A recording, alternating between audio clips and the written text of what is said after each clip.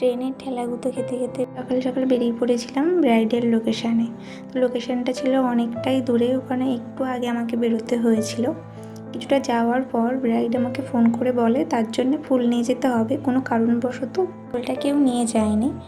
তো আমি ওখান থেকে কিছু লাল গোলাপ পেয়েছিলাম, একটু জিপসি পেয়েছিলাম, এমনকি ও রজনীগন্ধার মালাটা সেটাও ওখান থেকে নিতেই হয়েছিল। মালাটা খুব একটা ভালো ছিল না, কিন্তু মোটামুটি ছিল।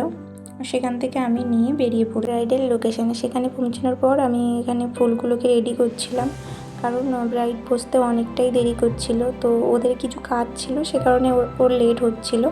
তো ব্রাইড আমার কাছে ওরকম 4টে 4:30 নাগাদ এসে বসে। সে এসে আমাকে এটাই বলে, তোমার হাতে অনেক টাইম আছে, আমার রাত 12টা 1টার দিকেই বিয়ে।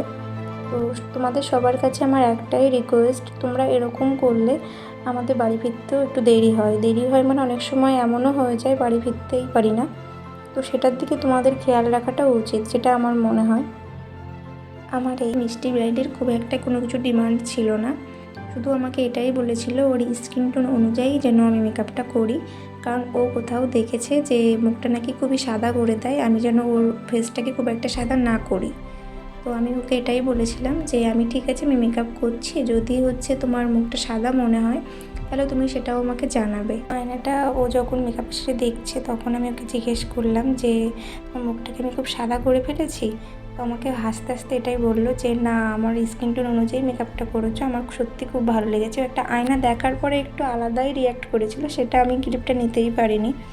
আর আমার ব্রাইডদের কাছে আমার একটাই রিকোয়েস্ট যে বিয়ের দিন মানেই তো একটা স্পেশাল দিন, তো ওই দিনটাতে একটু পারলে পার্লার থেকে আইব্রো আর একটু আপার লিপটা করে আসবে, তাহলে তোমাদেরকে দেখতে আরও সুন্দর লাগবে।